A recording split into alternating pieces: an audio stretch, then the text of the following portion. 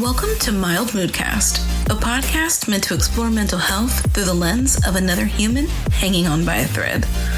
I'm Bianca, a registered mental health counselor intern, soon to be LMHC, here to chat about the topics we don't get enough of. So grab your headphones and let's dive into the crazy world of mental health. It's going to be a wild ride.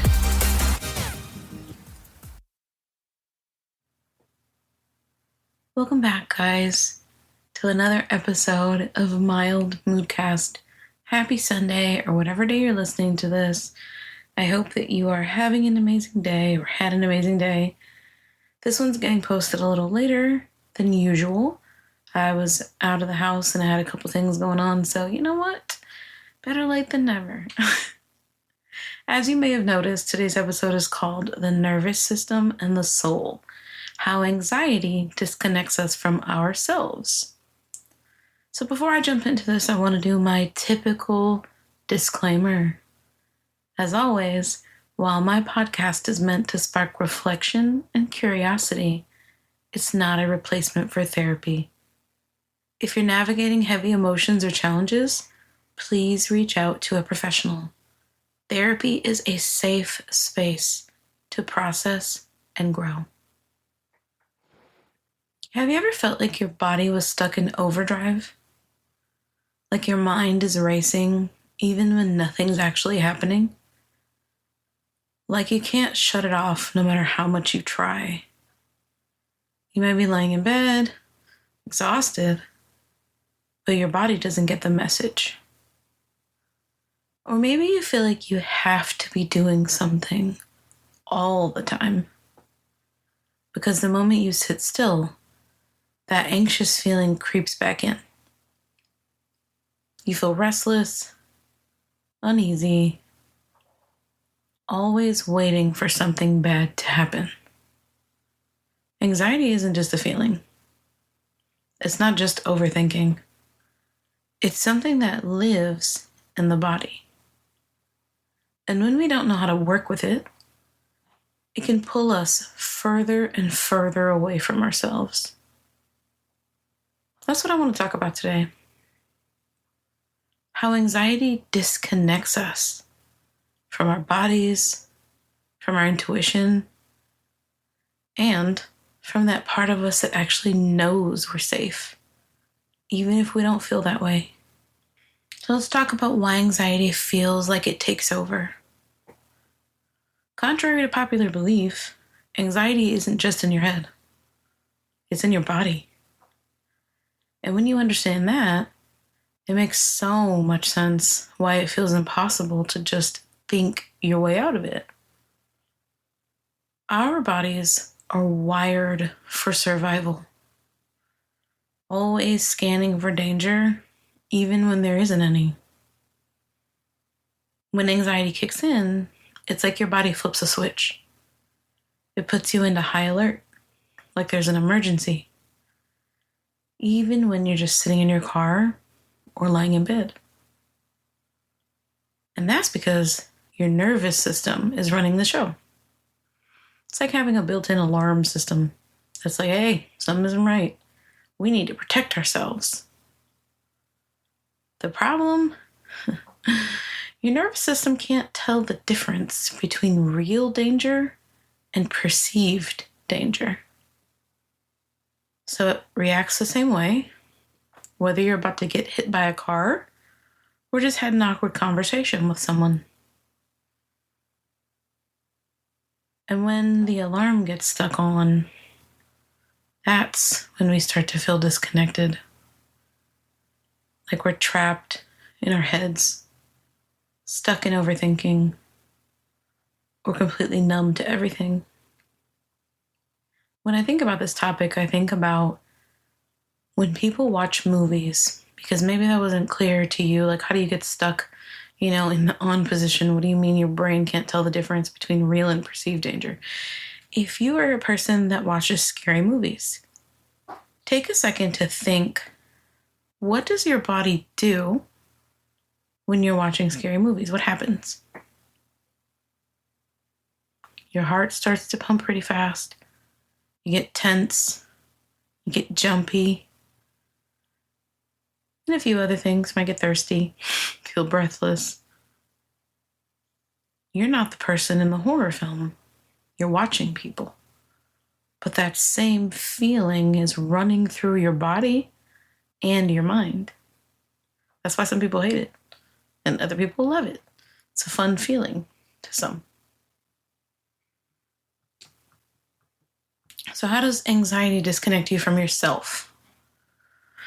Anxiety pulls you out of your body and makes you live in your mind. It convinces you that if you just think hard enough, you can control everything. That if you prepare for every worst case scenario, you'll be safe. But in reality, it just makes you feel more lost.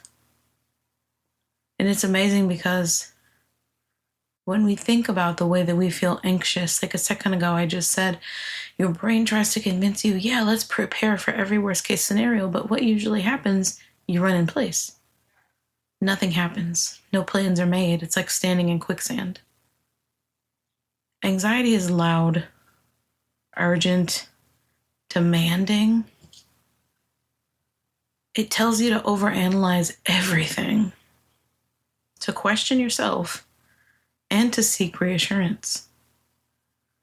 Your intuition, on the other hand, that's quiet. It's steady. And it's not trying to scare you into action. It's just guiding you. When we're anxious for too long, we stop trusting that inner voice. We stop feeling safe in our own skin. And we start searching outside of ourselves for certainty, validation, or something to make us feel okay. So if anxiety pulls us outside of ourselves, how do we find our way back? Well, get out of your head and back into your body. When your mind is racing, the worst thing that you can do is keep feeding it more thoughts. And I know that sounds easier said than done, so let me tell you how. Try simple physical grounding techniques. Stretching, deep breathing, touching something textured, drinking water mindfully. Anything that reminds your body it's safe brings you back into the present. See, our brain is on this like conveyor belt. It's constantly going. And when the brain perceives that something dangerous is happening, it's like someone hits a big red button and it completely stops the conveyor belt. And that conveyor belt isn't going to move until conditions are safe. So we have to be able to create those safe conditions in small ways. Another thing, regulate your nervous system instead of trying to fix your thoughts. Instead of asking, how do I stop this? Ask, what does my body need to feel safe right now? Humming, deep breathing, slow movement. These are signals to your nervous system that the danger has passed. And I'm sure you noticed that I said deep breathing twice. A lot of times people push deep breathing away because they're like, I don't have time to sit here and just breathe. And a large part of that is the problem. When we try box breathing, when we try different types of breathing, we're creating that safety within ourselves. Rebuild trust in yourself. Anxiety makes us question everything. It makes us look outward for answers instead of trusting ourselves. Start small. Give yourself space to pause before reacting. Check in with how you feel, not just how others expect you to feel. Find small moments of stillness. Not long meditations, not spiritual bypassing, just pausing, taking a slow breath, looking up at the sky for a second, noticing how your feet feel on the ground. These small movements remind your nervous system that you're okay. I have a client who, well, a few clients actually, I think about this. There are some people who don't walk around every day smiling. In fact, when they feel their most normal, they have a resting bitch face. And honestly, sometimes same. I have a resting bitch face a lot of times when you look at me. But for these people in particular, when you see them smiling on a daily, it's almost cause for concern. But people are so uncomfortable with the way they present their own face. Well, a face that doesn't belong to these people, perceiving them, that they want them to smile. And the moment that they're not smiling, they then have to put on this mask.